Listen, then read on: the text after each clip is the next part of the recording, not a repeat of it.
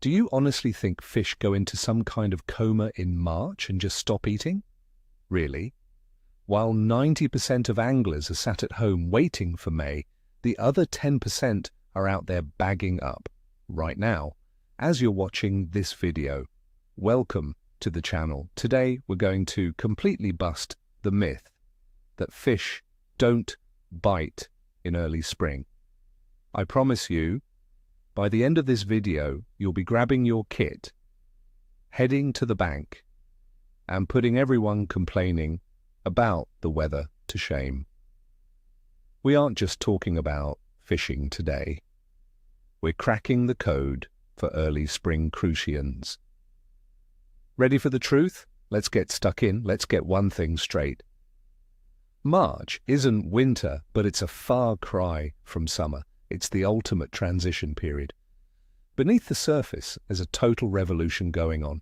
The ice is gone and oxygen is flowing, but the water is still bone-chillingly cold. The fish are finally waking up from their winter slumber, and their metabolism is shifting. They're hungry, but they simply can't digest heavy, coarse bait yet. And that is where most people get it wrong. Most anglers try to catch a March Crucian the same way they did in August. Same heavy gear, buckets of groundbait, massive hooks, and they wonder why they're blanking. A Crucian in March is a completely different beast. It's cautious, it's finicky, and it's tucked away in very specific spots. To catch one, you need the mind of a biologist and the precision of a sniper. We're about to break down that strategy step by step. First things first, you've got to understand water temperature. It is, by far, the most important factor.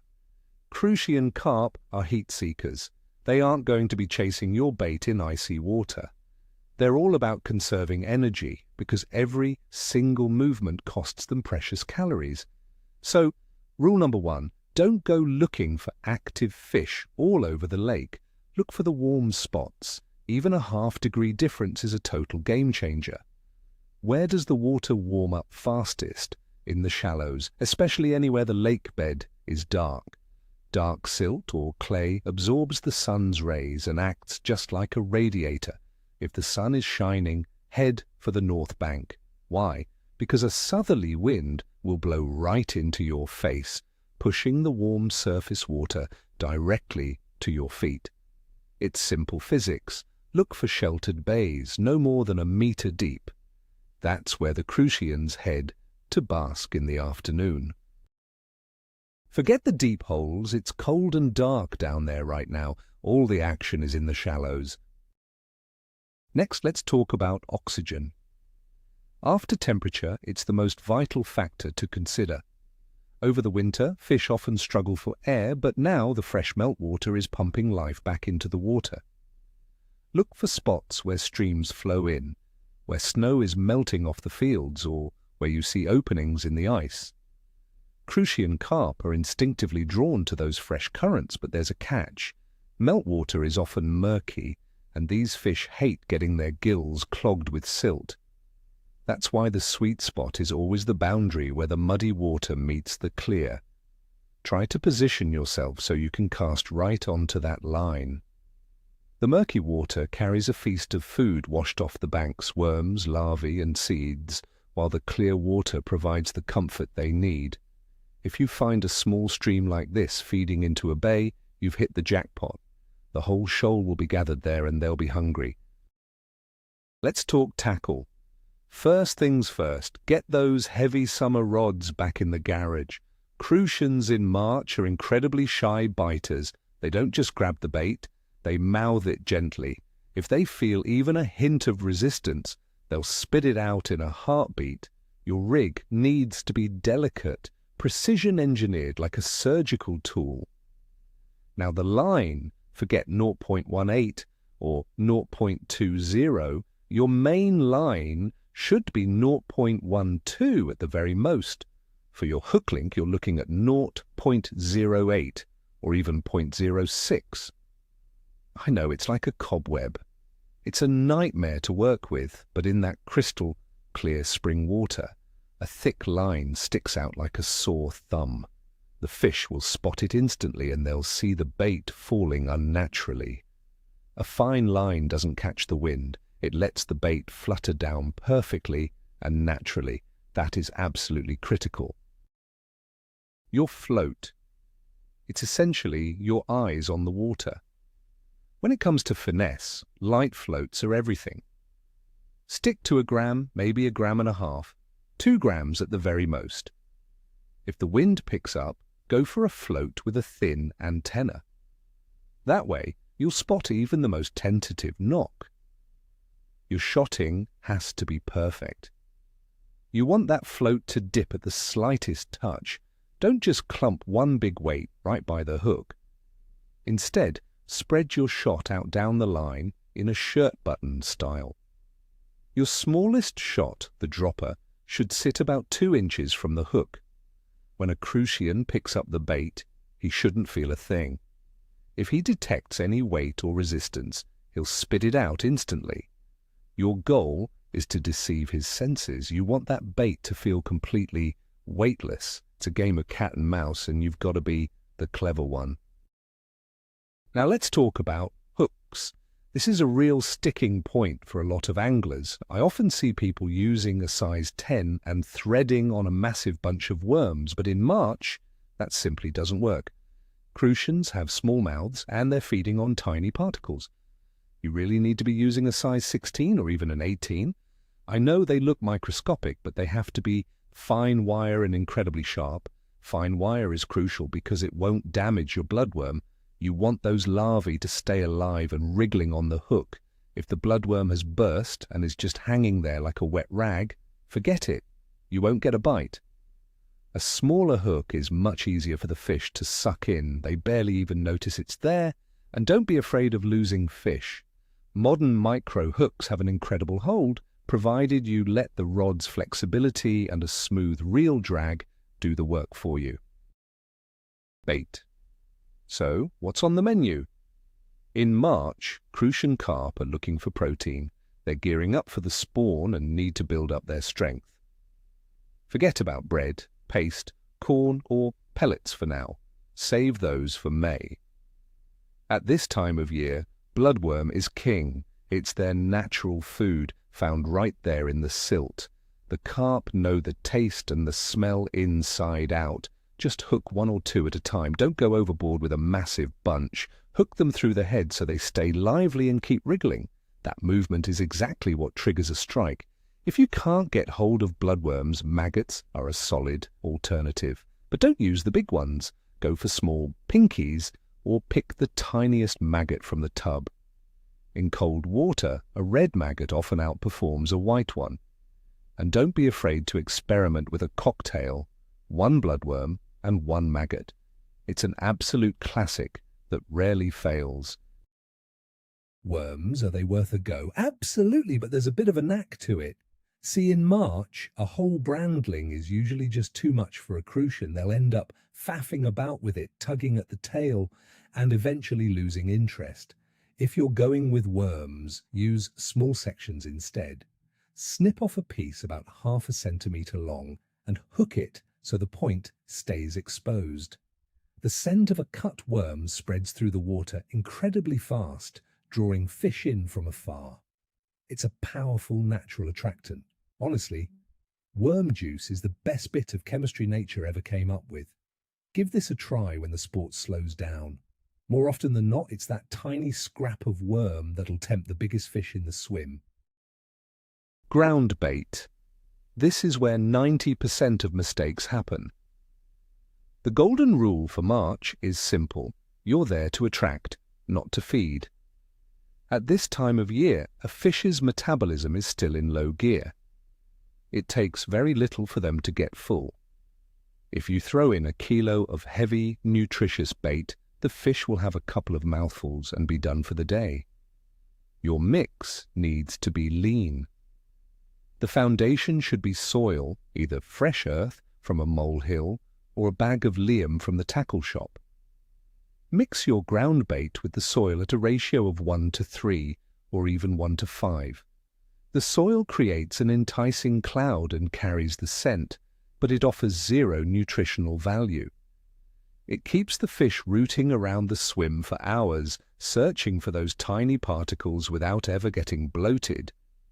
It keeps them on the spot and hungry for your hook bait. Without that soil, you'll simply overfeed the swim and kill your chances. Groundbait additives. During the summer, we all love a bit of strawberry, vanilla or honey. Но в холодной воде сладкие ароматы работают плохо. They come across as too sharp and unnatural. Come March, it's all about spices and savory aromas. Think garlic, dill, coriander or pepper. Meaty scents like shrimp, crab and bloodworm are also brilliant. Garlic, in particular, is an absolute secret weapon for Crucian carp when the temperature drops. But a word of warning, be very careful with the dosage. Scents travel slower in cold water, but they hang around longer and feel much more pungent to the fish. Less is definitely more. Try putting just a few drops on your hands and rubbing them through the mix. That's often all you need. Never pour additives straight from the bottle into your bucket. If you overdo it, you'll end up killing the swim and the fish won't come anywhere near it. Ground bait color. It's absolutely critical. In the spring, the water often clears up before the silt starts to stir, and the lake bed stays dark. If you put down a patch of bright yellow or white bait, it stands out like a spotlight.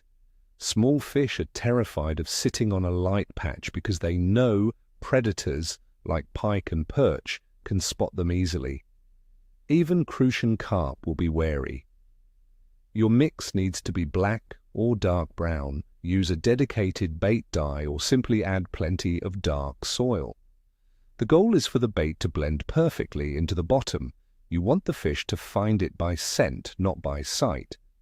It's all about making them feel safe. Create a comfortable environment for them, and they'll reward you with a bite.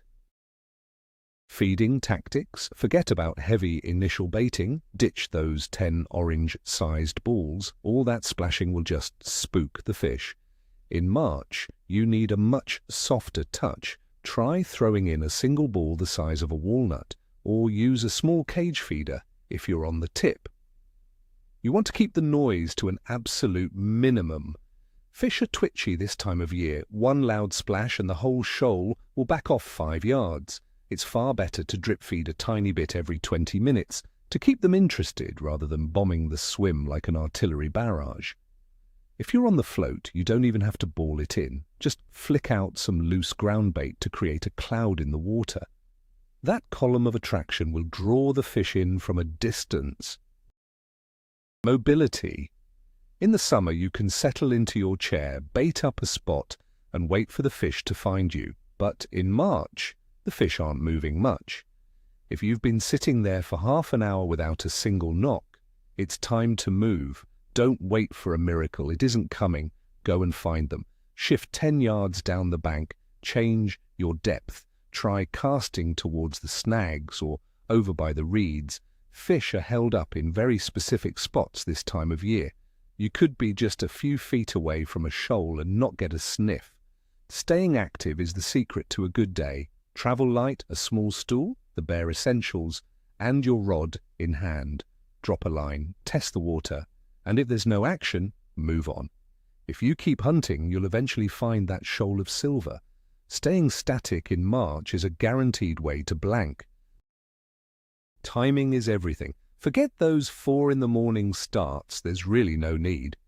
First thing in the morning, the water is at its coldest after the night, and the Crucians are still dormant.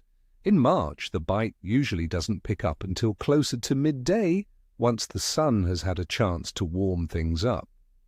From 11 in the morning until about 3 or 4 in the afternoon, that's your golden window. As soon as the sun starts to dip, the temperature drops and the fishing switches off like a light. So use this to your advantage. Have a lie-in, enjoy your breakfast, and aim to be by the water for 10 o'clock. You won't miss a thing. In fact, you'll arrive fresh and full of energy just as the fish are starting to feed. It's one of those rare occasions where being a bit lazy actually works in an angler's favour. Working the bait.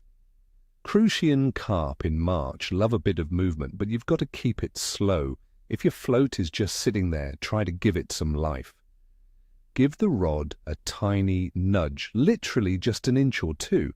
Lift the bait slightly, then let it settle back down. Dragging it along the bed works wonders too. It mimics a small nymph or larva scuttling through the silt. More often than not, the bite comes right at the moment you stop.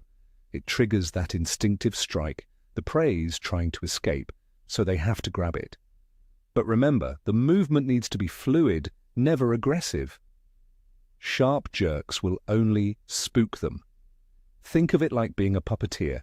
Keep it delicate, gentle and controlled. Wind and a bit of a chop on the water. A lot of anglers shy away when the breeze picks up, but honestly it's your best friend. That ripple on the surface? That's your camouflage. In a flat calm, fish can spot your silhouette on the bank from a mile off, and they're easily spooked by the flash of a rod. But with a bit of a breeze, you're hidden. Plus, the wind does more than just hide you. It oxygenates the water, bringing it to life. The windward bank, the one the wind is blowing directly into, is usually where the action is. It pushes surface food right to your feet and creates a lovely undertow that stirs up the silt. So don't be afraid of the wind. Wrap up warm and get yourself facing right into it. That's where the big Crucians will be, patrolling the margins and picking off everything that's been washed in. Mapping the swim. If you're fishing the feeder or picker, don't be tempted to skip plumbing the depth. You're looking for transitions, places where soft silt gives way to hard gravel or shell beds, or try to find a subtle ledge. Any feature on the bottom is a potential holding area and a dinner table for the fish. On a bed that's as flat as a pancake, there's nothing to keep them there. They want cover. Even a tiny dip or a small hump can act as a magnet. Spend those first 30 minutes with a marker lead, getting to know the terrain. It'll pay dividends. It's far better to spend half an hour searching and 3 hours catching than 4 hours staring at a motionless tip in a random spot. Silent.